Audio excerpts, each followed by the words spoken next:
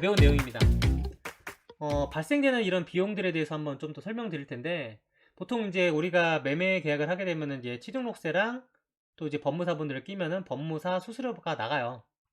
여기서 보시면 이 세 개 등기, 제가 이제 등기를 하면서 법무사분들한테 견적을 받았던 세 개를 하나 올려놨는데, 요 세 개를 정리하면은 1억 6,800만 원짜리 집을 매수하는 데 있어서 이 수수료가 18.8만 원이 나왔고, 2억이 조금 더 넘는 거는 49.7만 원이 남았고, 경락 제출은 1억 조금 더 넘는데 거의 수수료가 96만 원이 넘어요.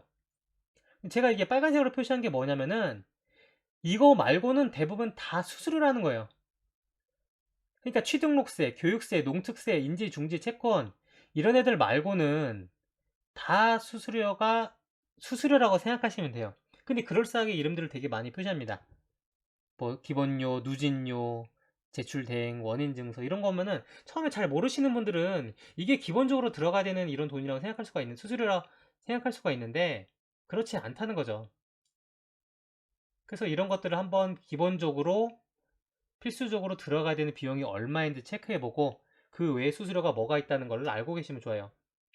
셀프 등기 한번 해보신 분들은 다 알아요. 내가 이제 내야 되는 게 뭐고 나머지가 수수료라는 것을. 근데 그렇지 않고 또 이제 대출을 끼고 집을 사는 경우, 대출 이제 금융기관에서는 법무사 말고는 돈을 이제 안 주거든요. 왜냐면 등기하는데 셀프 등기를 못 하게 해요. 돈 들고 나눌 수 있으니까. 확실하게 증빙이 되어 있는 이 사람한테 돈을 맡기겠다는 거예요. 그래서 말씀드리면 등기 수수료는 굉장히 좀 주관적인 부분이다 보니까 견적을 미리 주는 경우가 없어요. 그냥 잔금 치르는 그 당일날 안 주는 경우도 있어요. 그리고 나중에 소유권 이전 등기가 완료되면은 그때 등기 필증이랑 같이 이제 영수증 붙여서 보내준 경우가 있거든요. 이런 것들은 미리 주지 않기 때문에 스스로가 미리 받으셔야 돼요. 견적서를 미리 보내주시고 그거에 대해서 문제가 되는 소재들에 대해서는 한 번 더 점검을 해보시면 좋을 것 같아요. 그래서 이제 법무비를 할인할 때 어떻게 하면 좋냐? 셀프 등기, 뭐 전세 낀 것들은 이런 것들은 다 가능하죠. 금융기관 끼고 하는 것들은 대부분 이제 법무사분들 아니면 안 해주니까 그건 어쩔 수 없고. 그리고 이게 옛날에는 잘 모르던 건데 요즘 많이 쓰세요. 법무통이라고 하는 앱. 다른 앱이 또 생겼는지는 모르겠는데 그래도 여기서 이제 하게 되면은 그 수수료 견적을 이제 법무사분들이 싹싹 보내주는데 그걸 보고 내가 가격이 좀 맞는 분들을 이제 선택을 하시면 되는데 요즘에는 이 법무사분들에 대한 후기가 남는지는 모르겠는데 다른 그 견적 비교 앱들 같은 경우는 다 그런 후기가 나서 좀 신뢰성을 좀 높이는 경우가 있는데 예전에 법무통에는 그런 기능까지는 없었던 것 같은데 요즘은 모르겠네요. 그런 기능까지 있으면 되게 좋을 것 같아요. 왜냐면 큰 돈을 맡게 되는 거니까. 근데 가장 베스트가 뭐냐? 법무비 할인받는 거는 이 약간 원초적으로 깎아달라고 얘기하는 게 제일 좋아요. 왜냐, 법무사 수수료 분들은 이제 공인중개사 수수료처럼 본인들이 그 산정하는 기준 산식이 있습니다. 그걸로 계산하면 너무나 비싸요. 그래, 왜냐면 보통 이제 왜 이렇게 비싸냐라고 얘기하면은 본인들이 이제 갖고 있는 이식을 가지고 뭐 하니까 이 가격인데 그거에서 할인해 준 건데 왜 이렇게 그걸 얘기하냐라고 얘기하는 경우가 있다는 거죠. 근데 이거는 그냥 사실상 그걸로 계산하게 되면은 뭐 끝도 없으니까 그냥 일반적으로 다른 사람들이 계약하는 이 법무사 수수료를 기준으로 산정을 하시면 돼요. 그래서 이제 저 같은 경우도 이런 얘기 잘 합니다. 물론 이제 그 법무사 수수료 같은 경우는 나중에 이제 양도소득세 공제도 다 되는 부분이 한데 아까 전에 보시면 아시겠잖아요. 이 금액을 보시면은 매매 가격은 크게 차이가 안 나는데 법무사분들의 성향에 따라 금액을 너무나 다르게 해줘요. 뭐 경락대출이야 대출이 많이 나오면은 이런 거는 제가 인정이 되는데 일반 매매 가격에 이 50만 원 정도에 또는 100만 원을 넣으시는 분들이 계시거든요. 완전 그냥 호구 잡는 겁니다. 그런 경우들은 내가 어필하지 않으면 그대로 그냥 내 비용을 나가는 거니까 스스로 챙겨야 된다는 거죠. 그리고 이제 다른 거는 모르겠는데 셀프 등기 안 하신 분들은 채권에 대한 부분들 좀 모르시는 분들 좀 있거든요. 이거는 진짜 부풀리기 좀 쉬울 수 있는 항목이다 보니까 근데 이게 문제되는 경우가 있어서 한번 나중에 제 아시는 분들이 문자까지 받았어요. 이 어떤 법무사가 채권 부풀리기로 인해서 그 돈을 과잉 청구한 이런 정황이 나타나니 지금은 이제 무슨 그 어디냐 그 사건 그 조사하는 그쪽으로 연락을 주시길 바랍니다. 이런 식으로 연락이 왔던 거예요. 그러니까 이제 요즘은 그래도 조금 조심스러워 하긴 하는데 불과 몇 년 전만 하더라도 채권으로 되게 부풀리기를 많이 했었거든요. 잘 모르니까. 그래서 이제 채권은 뭐냐? 보통 이제 우리가 이제 주택을 이제 매수할 때는 항상 채권을 구매해요. 그래서 정부가 이제 국민주택 사업에 이런 자금들을 조달하기 위해서 국채를 이제 발행을 하는 건데 누구나 이걸 하기 위해서는 이 채권을 구매하게끔 만들어 놓은 겁니다. 근데 보통 이거를 채권을 보통 구매하게 되면 몇 년 동안 원래는 보관하는 게 맞는데 보유해야 되는 채권에 대한 기간도 있잖아요. 근데 이거는 보통 이제 소유권 이전 등기와 동시에 바로 이제 매도를 하는 그런 금액을 그런 방식을 이제 채택을 하고 있거든요. 그래서 보통 이제 그날 할인율이 다 달라요. 내가 이제 이거를 채권을 사서 바로 이제 매도를 하게 되면 금액이 다 다른데 그래서 오늘 샀을 때 채권이랑 한 달 뒤 등기했을 때 발생되는 이 채권 금액이랑 다르다 보니까 이 금액에 대해서 미리 그거를 찾아보면 알 수가 있는데 법무사분들은 그렇게까지 계산을 안 합니다. 그냥 대충 해놓고 나중에 차액되는 비용들에 대해서는 돌려주겠습니다 라고 하고 조금 더 이제 버퍼를 잡는 경우가 있는데 그거를 보통 이제 채권을 하게 되면 영수증을 줘요. 은행에서 이렇게 영수증을 없이 그냥 챙겨주는 경우도 있는데 이런 경우는 이제 법무사분한테 요청을 해줘서 영수증까지도 발급받는 게 아니면은 본인 이제 직접 채권 그날의 채권들을 사실 다 계산해 볼 수가 있거든요. 사이트에 다 나와 있으니까 그렇게 해서 한번 더 체크를 해보시는 게 좋을 것 같아요. 그래서 이 영수증까지 안 주는 경우들도 많이 있는데 가끔 요거까지 챙겨주면 좀 좋다라고 생각하시면 됩니다. 그리고 보통 이제 중개사 수수료 같은 경우는 요즘에 쉽죠. 네이버에서 다 알려주잖아요. 그래서 어떤 금액을 가지고 내가 계약을 했을 때 이거에 대한 수수료는 네이버에서 찾아볼 수가 있는데 보통 최대 중개 보수 금액을 그대로 받아요. 예를 들면은 중개 보수가 여기 화면에 나와 있는 것처럼 80만 원이다 라고 하면은 2억짜리 금액에서는 상한율이 4%, 0.4%니까 이렇게 계산을 하거든요. 근데 사실상 최대 상한율이 이 금액인 거지 그 안에서 조정을 할 수 있다라고 생각하시면 되고 그 중에서도 서울이나 수도권 같은 경우는 거의 없는데 가끔 지방 같은 경우는 연매출액이 4,800만 원이 안 돼서 간이 사업장에 있는 경우들이 종종 있어요. 게다가 이제 사업자를 낸 지 얼마 안 되신 분들이나 이런 분들은 이제 그 부가세를 별도로 이제 부과하지 않아서 했는데 가끔 이제 대부분 일반 사업장 같은 경우는 VAT를 이제 포함을 해서 10%를 더 내니까 한번 참고를 해보시면 돼요. 그래서 이제 이거를 확인해 보기 위해서는 이 사람이 간이 사업자인지 일반 사업장인지 확인해 보기 위해서는 이제 홈택스에 들어가서 사업자 번호를 가지고 보면은 이제 사업자 규모가 확인이 가능하니까 챙겨 보시면 좋습니다. 이거는 제가 다른 것 때문에 넣었던 건데 뭐 중요한 내용은 아니에요. 일반적으로 이제 임대차 계약서 같은 경우는 수수료가 워낙 싸니까 임대보다는 매매 계약을 좀 더 선호하는 그런 경향이 있다. 참고만 하시면 되고. 그 다음 이제 마지막으로 이제 계약을 하고 주택을 매도하고 양도소득까지 내면은 이제 끝이잖아요. 한 바퀴가 돌아가는 거니까. 요거는 양도세 절감하기 위해서는 요거는 꼭 알고 계셔야 되는 것들 몇 가지만 적어봤습니다. 기본적으로 개인 인적 공제. 그러니까 보통 이제 양도소득세가 어떻게 산정되냐면은 초보자분들을 위해 말씀드리면은 내가 주택을 매수한 가격과 주택을 양도한 가격 그리고 거기에 발생되는 필수적으로 들어가는 이런 비용들을 다 공제를 해서 거기에서 다시 한 번 더 양도 차익을 계산해서 그걸 기준으로 양도소득세를 계산하는 거거든요. 그 얘기는 다시 얘기하면 필수적으로 들어가는 이 비용들은 양도세에서 빠지니까 그것들이 뭐가 되는지를 알아보자는 거예요. 처음으로 개인 인적 공제라는 게 있는데 연간 250만 원 한도로 인당 하나씩 줘요. 그럼 내가 1년에 주택을 하나 팔면은 이 주택에 대한 양도차익이 500만 원이다 라고 하면 기본적으로 250만 원 정도는 공제받고 250만 원에 대해서 양도차익에 대한 양도소득세를 내면 된다는 거예요. 특히 이제 공동명의로 할 때 조금 유리하다고 했던 것들이 이거였죠. 왜냐면 한 명으로 하게 되면은 연간 250만 원 한도인데 공동명의인 경우는 이제 두 명으로 해서 500만 원 정도가 되니까 절세 효과가 좀 더 크다고 해서 하셨던 분들도 계셨다는 거죠. 두 번째가 부동산 매매 중개 수수료입니다. 세 번째는 취등록세 그리고 등기 법무사 수수료. 요즘에는 이제 부동산에서 매매 중개 수수료 이제 하게 되면은 다 이 현금 영수증 끊어주는 경우가 있는데, 가끔 영수증 안 끊어주고 그냥 간이 영수증으로 끊어주는 경우도 있어요. 이 간이 영수증은 나중에 양도세 처리할 때 증빙이 안 됩니다.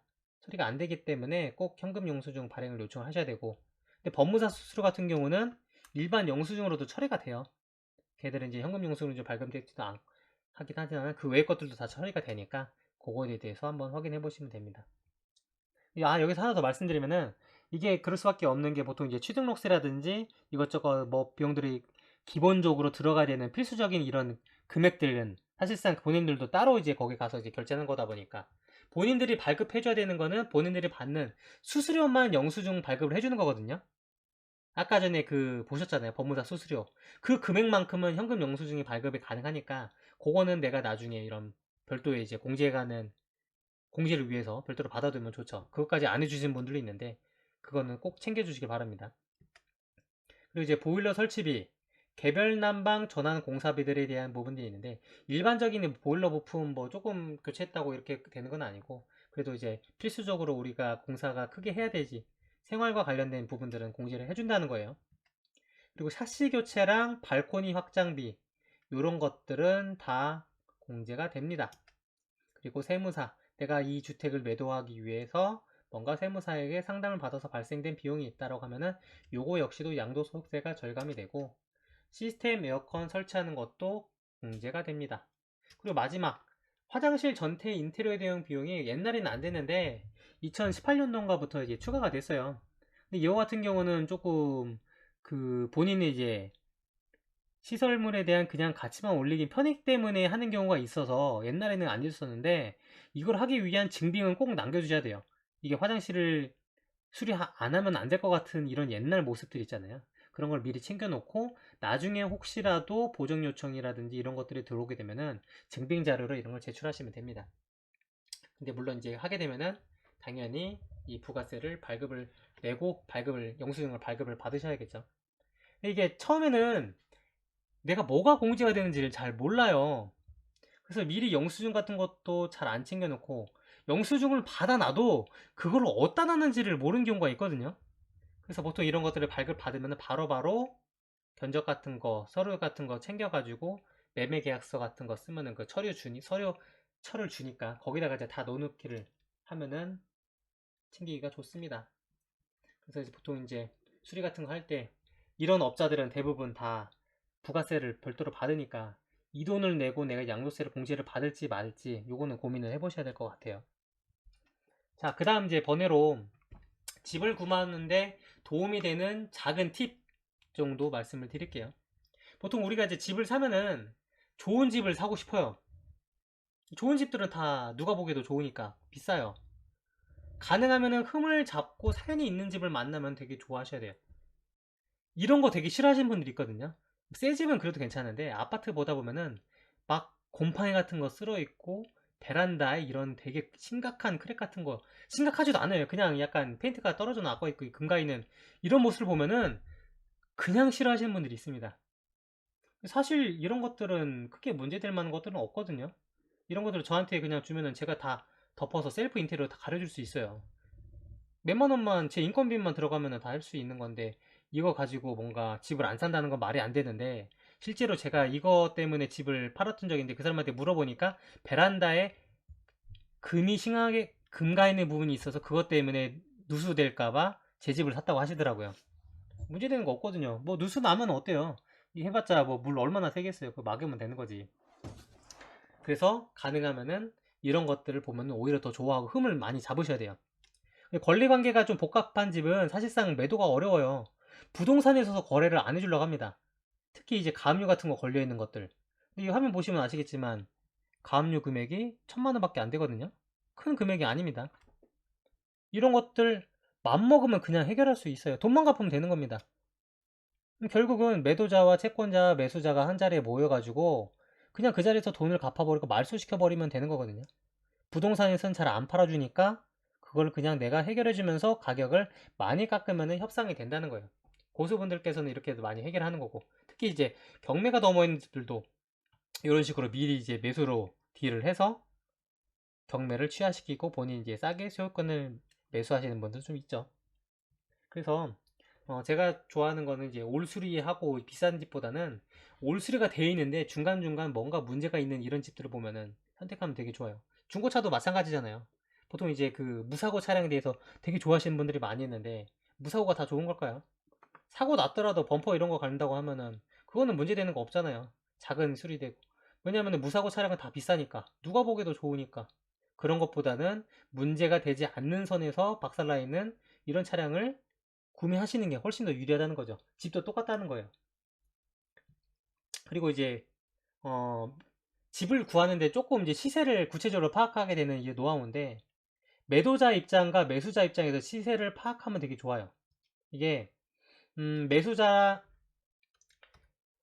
그러니까 내가 집을 사고 싶어도 보통 이제 집을 사려고 부동산에 전화해 보면은 금액대에 대해서 되게 높게 부르는 경우가 많아요. 요즘에 금매가 어디 있어요? 이렇게 얘기하면서 그냥 막 손살을 치면서 싸게 나온 물건 없어요. 지금 가격도 계속해서 올라가고 있으니까 한번 오세요라고 얘기한다는 거예요. 근데 이제 부동산들 같은 경우는 거래하는 게 목적이거든요. 그러니까 매도자한테는 보다 저렴한 시세로 가이드를 하고 매수자들한테는 보다 이제 비싼 시세를 이야기하는 좀 경향이 있어요. 대부분이 그래요. 왜냐면 이제 집을 파는 사람한테 집값 지금 계속 올라가고 있어요. 너무 비싸게 거래되고 있어요. 라고 하면은 이 사람이 싸게 내놓겠어요? 싸게 내놓으면은 바로 팔릴 수가 있는데, 팔아먹을 수가 있는데, 그게 어렵다는 거죠. 그래서 결국 시세를 파악하기 위해서는 저도 지금도 항상 이렇게 체크를 합니다. 잘 모르는 지역들은. 이렇게 해서 매수자와 매도자 입장. 근데 물론 이제 다른 부동산에 전화를 해야겠죠. 한번 체크를 해보시는 게 좋아요. 그렇게 되면은 보다 객관적인 시세를 체크해서 내가 이 주택을 얼마 정도면 매수할 수 있을지 그게 나온다는 겁니다. 자, 오늘 강의는 여기까지 일단은 마치게 되는데 제가 아까 전에 그 누가 이 아프리카 TV 방송하니까 한 회원분이 그 뭐지? 별풍선 이런 거 말씀했잖아요.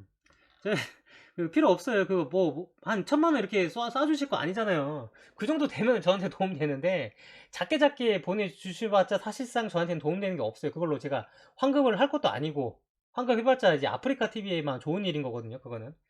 그리고 이제 추가적인 부분들은 제 SNS, 블로그 여기는 이렇게 담아놨고 카페에서 활동하고 있는 이거는 자포의 부동산 경매 덜했지. 요곳에서 지금 오랫동안 활동하고 있고 여기서 한 5년 동안 계속 다니고 있어요. 그리고 인스타그램 하시는 분들은 요 제 인스타그램이라든지 유튜브 사실 제가 작년에 방송 여러 개 하고 나서 1년을 쉬었습니다. 한두 달 방송하고 1년을 쉬었어요. 그럼에도 불구하고 이제 다시 이제 저는 다시 한다고 마음을 먹었으니까 혹시라도 생각 있으신 분들 여기 다시 들어오시면